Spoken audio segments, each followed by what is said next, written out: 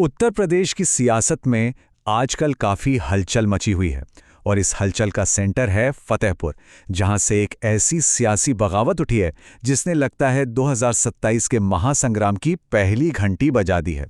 तो आज हम इसी सियासी भूचाल की हर एक परत को खोलकर इसके असली मायने समझने की कोशिश करेंगे।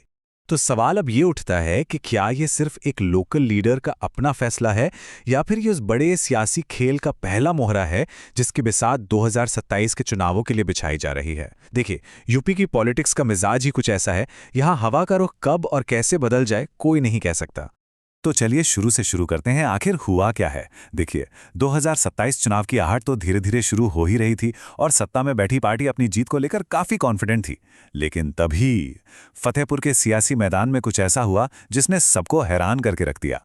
और वो सियासी धमाका ये था, बीजेपी के एक काफी पुराने और बड़े स्थानीय नेता अरविंद साहू ने अचानक अपनी ही पार्टी से इस्तीफा दे दिया। अब ये कोई छोटी मोटी बात नहीं थी, ये उस इलाके में बीजेपी के लिए एक बहुत बड़ा झटका था। तो सवाल ये है कि ये अरविंद साहू आखिर हैं कौन और उनके जाने से इतना फर्क क्यों पड़ रहा है। असल में वो अपने इलाके के एक बहुत ही एक्टिव और प्रभावशाली ओबीसी नेता माने जाते हैं। उनकी जमीन पर पकड़, जिसे हम ग्रास रूट कनेक्शन कहते हैं, वो काफी मजबूत है। मतलब सोचिए, जो चेहरा कल तक बीजेपी का था आज वही उनके खिलाफ खड़ा है। अच्छा, तो बीजेपी छोड़ी पर गए कहां? उन्होंने हाथी की सवारी कर ली है। जी हां, बहुजन समाज पार्टी का नीला झंडा अब उन्होंने थाम लिया है। और यहीं पर तो पूरा खेल और भी दिलचस्प हो जाता है कि कोई सत्ताधारी पार्टी को छोड़कर एक ऐसी पार्टी में क्यों जाएगा जो खुद अपनी सियासी जमीन वापस पाने के लिए संघर्ष कर रही है। तो आखिर वजह क्या थी? सत्ताधारी दल के एक नेता ने इतना बड़ा कदम क्यों उठाया? इस बगावत की असली वजह क्या है? चलिए अब जरा इस पर गौर करते हैं। साहू ने जो वजह बताई ना, वो वाकई में चौंकाने वाली थी। उन्होंने कोई गोलमोल बात नहीं की, सीधा सरकार के सबसे बड़े दामों पर ही हमला कर दिया। उनके शब्द थे, मैं बीजेपी की नीतियों से पूरी तरह असंतुष्ट हूं। वर्तमान व्यवस्था में भ्रष्टाचार और अपराध अपने चरम पर पहुंच चुका है। अब जरा इस बात को समझिए। एक तरफ बीजेपी कहती है कि हम सुशासन लाए हैं, गुड गवर्नेंस दी है, राज्य को अपराध मुक्त कर दिया है, और दूसरी तरफ उन्हीं का एक पुराना नेता अब कह रहा है कि नहीं, भ्रष्टाचार और अपराध तो अपने पीक पर है। ये तो बीजेपी के सबसे बड़े चुनावी नैरेटिव पर सीधा हमला है। और बात यहीं खत्म नहीं हुई। बीएसपी ज्वाइन करते ही साहू ने मायावती के शासनकाल की जमकर तारीफ भी कर डाली और उसे असली कानून का राज बता दिया। ये सियासत का, आप कह सकते हैं, एक क्लासिक मूव है। अपनी पुरानी पार्टी की बुराई करो और नई पार्टी का गुणगान। तो क्या ये सिर्फ एक नेता का अपनी पार्टी से नाराज होना है या फिर बीएसपी के किसी बड़े गेम प्लान की ये सिर्फ एक झलक है जिसे हम देख रहे हैं?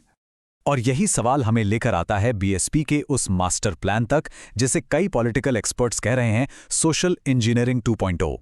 इसका सीधा सा मतलब है समाज के अलग अलग तबकों को, अलग अलग जातियों को एक साथ एक सियासी झंडे के नीचे लाना, ताकि एक विनिंग कॉम्बिनेशन बनाया जा सके। तो ये फॉर्मूला काम कैसे करता है? इसके 3 मेन पिलर्स हैं। पहला, दलित वोट, जो हमेशा से बीएसपी का कोर वोट बैंक रहा है, उसे पक्का करना। दूसरा, ओबीसी वोट को अपनी तरफ खींचना, और यहीं पर अरविंद साहू जैसे नेताओं की एंट्री होती है। और तीसरा है सवर्ण वोट, जिसे भी इस समीकरण में फिट करने की कोशिश है। और हां, ये कोई नया फॉर्मूला नहीं है। अगर आपको याद हो तो 2007 में बीएसपी ने इसी सोशल इंजीनियरिंग के दम पर उत्तर प्रदेश में प्रचंड बहुमत हासिल किया था। मकसद बिल्कुल साफ है, बीएसपी को सिर्फ अपने कोर वोट बैंक की पार्टी वाली इमेज से बाहर निकालकर एक बार फिर सर्व समाज की पार्टी बनाना।